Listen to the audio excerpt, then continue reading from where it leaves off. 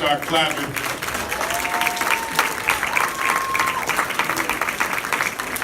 For my girl, Miss Michele, Traina.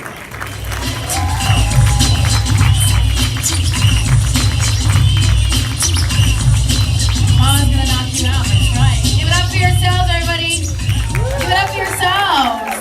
Give it up for our host, Gerald Benford. We can give him a bigger round of applause. And all of our comics, Sean Gilly, Jennifer McMullen. Is everybody having fun? Yes. So who's a parent here? Yeah? All right, I'm a mom. I'm a single mom, which is why I'm dressed like the slutty babysitter. Okay? And so I am divorced. Who's divorced again? Give it up. Get a drink if you're saying divorce, okay? My ex-husband is still where I left him, stoned and on the couch. You know? It's something when your husband is really enjoying the crystals of marijuana as opposed to your naked body. Like, suddenly it's time to leave the marriage. So, in getting divorced, like, you have to introduce, new boyfriend and girlfriend to each other. Did anybody ever have to do that to your children? Yeah? How'd it go? Not good. Overall consensus? Yeah, okay. So my ex-husband introduced a new girlfriend recently to my daughter by having a sleepover with his girlfriend's daughter and my daughter sleeping in the same bed, and they're toddlers. Okay. Then the next morning they took a bath together. I was like, no more play dates when you have Grace. He's like, you can't tell me who to bring around my daughter. Really? Okay. You can't call the cops on me when I stab you in your face. So I'm Italian. Yes, Italian, okay. And in getting divorced, I moved back home with my Italian parents. Yeah. Italians originated the bipolar disorder. Right? Like, my mom is so neurotic that she gives Xanax anxiety.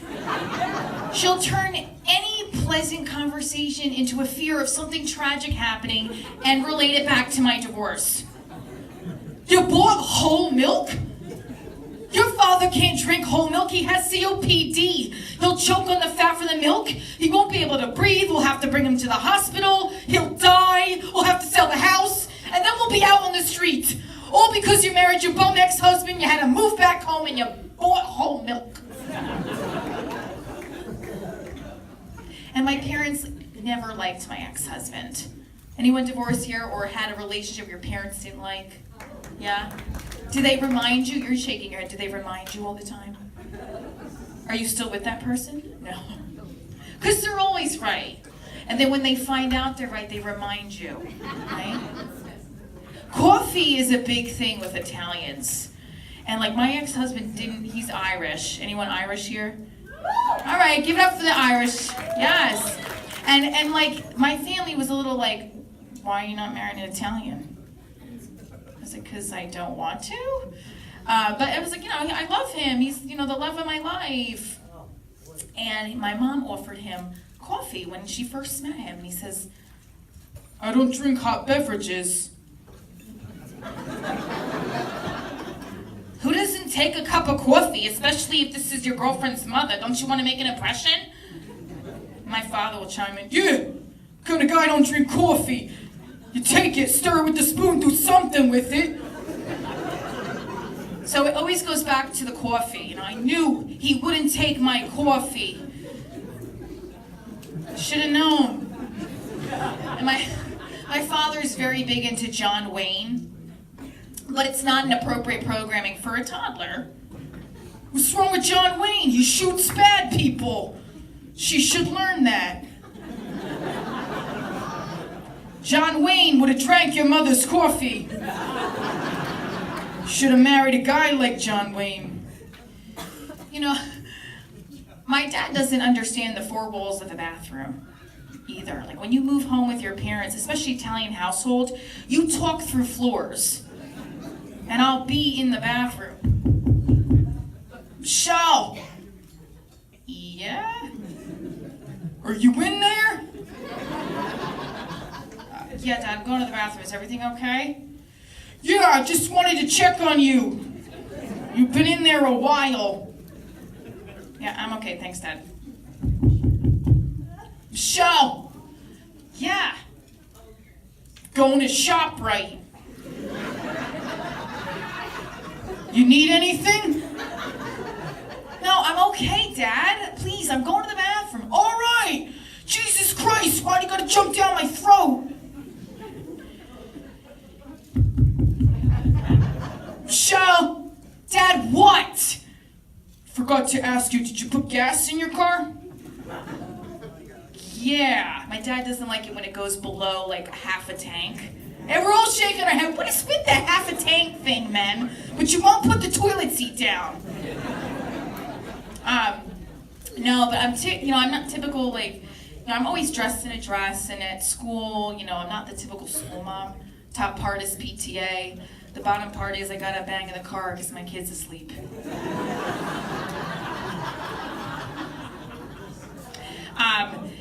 The school moms, they're always very interesting. There's always perfect mom, and I'm far from perfect, and I let my flaws hang out, who cares? But she doesn't. She likes to do everything organic. I cook organic, my clothes are organic, my vagina is organic. Are you feeding your child munchkins for breakfast? No, for dinner. Those were left over from breakfast. I'm not wasting them. Did you know that sugar can cause autism? Did you know that stupidity can cause violence? I like that. Yeah. And there's always like this competition with the school moms, right? Like we'll be on a spring break or a Christmas break. Do you ever get these parent emails? While we're on break, we were thinking of a project. Yeah, well, I don't want to do anything on my break except sleep and drink. Leave me alone with your project and your good doing. And then the moms will have like special ways to get their kids to eat their vegetables. Here's a little maze to get to the tree. When I was a kid, there was no tree. If you didn't eat your broccoli, you got spanked. It's true. In an Italian household, my dad just looked at you like, really? You won't eat for a week. And you ate it. And my daughter plays with these LOL dolls. Does anyone know what they are?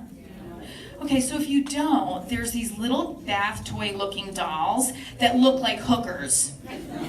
They're dressed like hookers. They have these names like Center Stage, yep, Fresh, my favorite, Go-Go Queen. And they do everything that a woman should do. They cry, they go to the bathroom, they pee, right? And they spit. They just don't swallow. Gosh, maybe that would teach her to get into Princeton. I mean, come on. I know. So I also, when I moved back home with my parents, I moved back home with my 95-year-old Italian grandma. Yeah, she was really evil person, actually. When I told her I was getting divorced, she laughed at me. And ever since I was a kid, my grandmother never thinks I work enough. And I've worked multiple jobs, I've gotten straight A's my whole life, but she never thinks it. When I was growing up, she'd stare at me in the playground and she'd say, "Are you working?" My mom would look back at her and say, "I'm changing her diaper." And then when I was graduating college, I was graduating like summa cum laude, everyone was congratulating me. She comes up and she goes, "Yeah, but are you working?" 4.0 doesn't require work. Finally, when I delivered my daughter, she was in there, the delivery room, smiling at me. "Hi, Grandma. Are you working?" She's like Maleficent in Depends. So in getting divorced, I went back to bartending. Give it up to your servers and your waitresses. Yeah. Yeah, I had to, make ends meet, so I went back to bartending. And when you're 21 and you're a bartender, everyone's like, oh, that's awesome. I'm going to come in and get drunk. You feel like a goddess, I serve liquor and get paid for it. But then when you're 31, you go back to bartending. People run into you from high school. Oh, you still doing that? I thought you were an actor. Leave her a big tip, she's broke. Then you run into the 21-year-old version of yourself ordering a drink. Can you take a selfie of me? No, higher. Can I get a green tea shot? 5. I don't know how to make a green tea shot. Can you just take the shot of Jameson? I don't like the way that tastes. Honey, you're drunk. In about an hour, you're gonna have some guy's dick down your throat. Do you think that's gonna taste good? Shovel the shot of whiskey down your gullet and shut the fuck up. I'm a teacher. Yes, anyone a teacher here? No teachers? Oh, only I teach the young friends. Okay. So I teach theater. Usually the response I get, people are either like, oh, that's great, you teach the arts, or they're like, oh, that's great, you don't really do much. Okay, that's great. I teach musical theater to all grades, and my favorite is middle school. Ever tried teaching musical theater to 7th grade boys? All they do is kick each other in the balls. And they scream, titties! Like it's a thing, titties and kicking each other in the balls. Please keep your hands and feet to yourself. It's not my foot, that's my ball! Then you have to call home when they're failing musical theater. That's a fun conversation. Hi, this is Miss Traina. I'm calling for Jael's mom. This is his musical theater teacher. Who is this? Why is my son taking musical theater? It's actually a required class now, and I just wanted to tell you he's not passing, he's actually failing. What? My kid is not gonna fail theater. Okay, well, he's also putting his hands on other people. Who is this? Ma'am, your son is kicking other kids in the balls and screaming titties. Who is this? It's very interesting. And then I teach kindergarten and 1st grade, and they love theater, but they can't sit still. So you got to try to, and everyone's like, oh, they'll love theater, like they'll control themselves. No, like, okay, let's sit on our bumsies. And then they'll throw themselves into the floor. What are you gonna do, Miss T? Call my mom? Oh, no, Dylan. I'm just gonna drink with your mom. I do though. I teach kids with special needs, and I date men with special needs. I do. If you're a teacher, when you teach kids with special needs, they have this thing called an IEP, and it's an individual education plan. It's like a plan to figure out how to help them succeed at school. I feel like men I date need that plan to help them to succeed at dating me. Like at least I'll know what I'm getting into, or they need an aide next to them to redirect them. Like, come on, you gotta text Michele back, it's been 3 days. Pull up your zipper, you should not be cheating on Michele. I always date men who don't want to call me. Like, they'll just text me. Do you guys have any of those?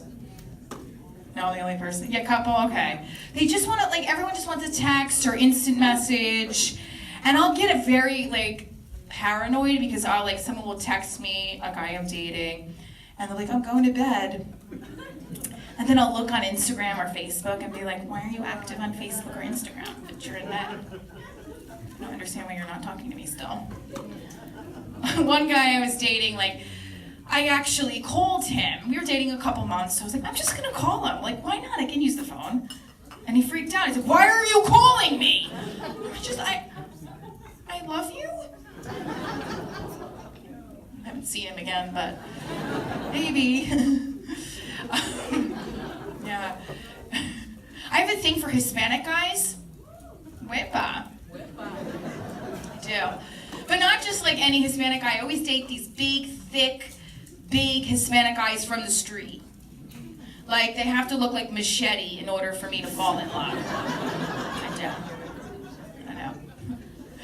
I dated this Puerto Rican cop who was also in the military, which means he was very mentally stable.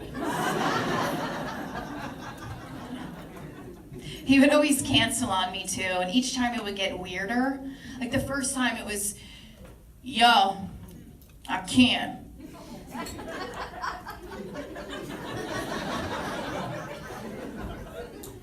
5-minute pause.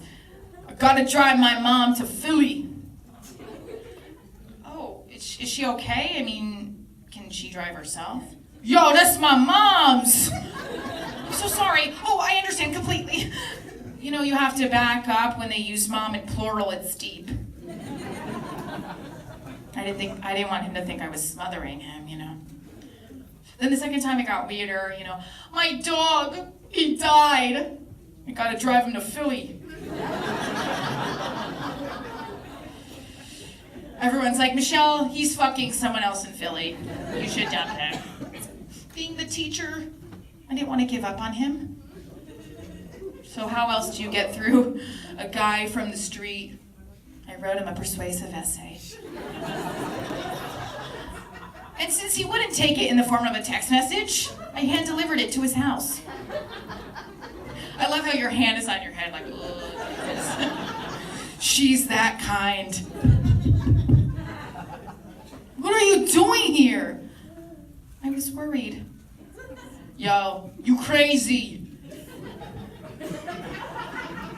I don't know if any man knows this, but every time you call a woman crazy, nothing good happens after. It's like they think if they call you crazy, you're gonna somehow become more normal now? No.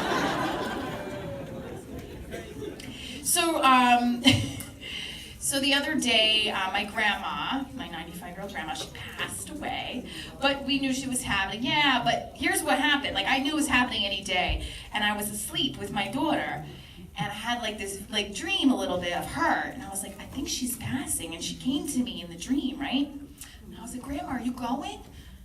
I was like, you're going, aren't you? She wasn't answering me. I'm like, I could feel that you're leaving this earth. You know, I love you. I said, I'm so glad you came to me to say goodbye. And she goes, what the hell are you talking about? I want you to get the hell up and you're gonna be late for work. Thanks, Grandma. And so what I'm gonna do now is our improv part of the show is when we bring up Gerald, the fabulous Gerald Bedford. Give him a round of applause, because we're gonna do a little fun exercise of what you would say to your ex if they were standing in front of you. So I'm gonna give you a little example. Oh, I know. Ooh. I always date these guys who don't come to my shows. And yeah, it's true. I don't know. And everyone's like, what? Why are you dating these people? And I feel like they're always like, but Michelle, you're so amazing.